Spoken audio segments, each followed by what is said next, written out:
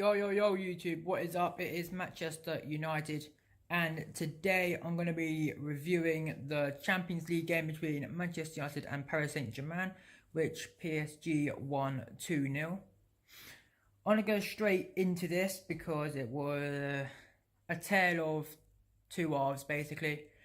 I felt obviously the first 15-20 minutes Manchester United were being the dominant team. We had plenty of possession.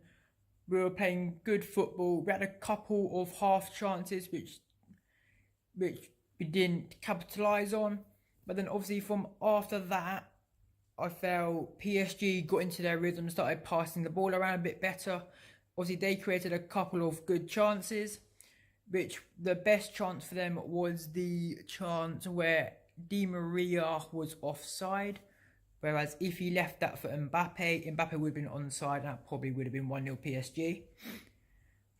But I'd say the first half was, pretty even the first half. But then we go into the second half. Obviously, I admit PSG were playing the much better football second half. But as for the goals, the first one, Kimpembe shouldn't, in my opinion, shouldn't have been on the pitch. He should have been sent off in the first half, in my opinion. But basically, Di Maria whips in a corner. Matic follows him, but then Matic stops before the ball gets to them. Kimpembe continues his run. Easy finish. Why did Matic need to stop? He should have attacked the ball. Poor schoolboy defended by Matic. He literally gave up on the ball before the ball was even near him. Absolute shocking by a £40 million player. But then obviously, PSG continued dominating for the next 7-8 minutes. And then that second goal, Ashley Young switched off for that split second. He was ball watching when he should have been watching the run of Di Maria. So the ball gets played into Di Maria, plays a lovely ball in. You can't really blame Bailly or Lindelof for not being able to get a foot on it. But I admit it was a nice, cool side foot finish by Mbappe to make it 2-0. But then, like it was in the first half, United started getting a couple half chances, but nothing major. And then, obviously, he didn't help us when, late on the game, 88th minute, when Pogba received a second yellow card, which was a silly yellow card. Why go in for a tackle like that when you've already been booked? So, I say it's 2-0 PSG heading into the second leg on the 6th of March. It was going to be a tough game anyway, having lost 2-0. But it's now going to be even harder knowing the facts that Martial and Lingard might not be fit, having sustained injuries in the first half. The fact that Matic was already on a yellow card before the game. He got a yellow card today, so he's suspended for the return leg in Paris. And then obviously Paul Pogba. So this is where I want to go on about my next point. Man United's depth, our squad massively needs a revamp. Put it this way, we've got no Matic and no Pogba for the return leg. So who have we got to replace him? We've got Fred, who's done nothing since moving to us. We've got Andreas Pereira, who I'm not completely convinced about in midfield, especially he gifted Burnley their first goal when we drew 2-2 with them. And Scott McTominay. Okay. So midfield is going to be so weak against PSG in Paris.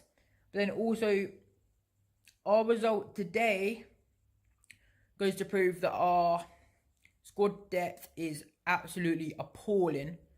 Basically, obviously, two brilliant players in Martial and Lingard, both going off with muscular injuries. I believe Lingard was a hamstring injury and Martial was a groin problem. But then we're replacing them with two players who, in my opinion, have finished. They've reached the top of their career. They're not going to do anything from now on. We bring in Sanchez and Juan Mata. Obviously, completely different. They haven't got the pace which Lingard and Martial possess. They're complete different players and didn't suit the system that we were playing in the game. Whereas the likes of PSG squad depth, which is why they probably won the game last night, which I admit. But even without Cavani and Neymar, they can still bring in quality players such as Julian Draxler and Angel Di Maria. So,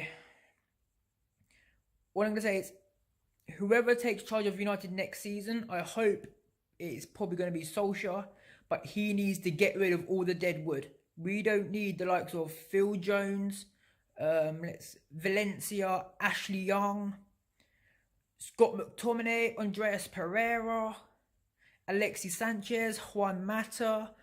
For me, those players are going to be struggling to get into a team. For me, they're not going to improve at all. They've literally been poor for United recently. So, but these injuries, like I said, for Martial and Lingard are going to hurt us, especially the next couple weeks. Like I said, the Monday coming, we've got the FA Cup game against Chelsea, which I'll do a preview probably Sunday. And then the following Sunday, we've got a Premier League game against Liverpool. So it's going to be a tough couple weeks, especially with the injuries that we're getting now. Let's hope that Sanchez, Mata, Lukaku, whoever plays instead of Martial and Lingard actually starts upping their game and showing why they deserve to play for Manchester United. But saying all of that,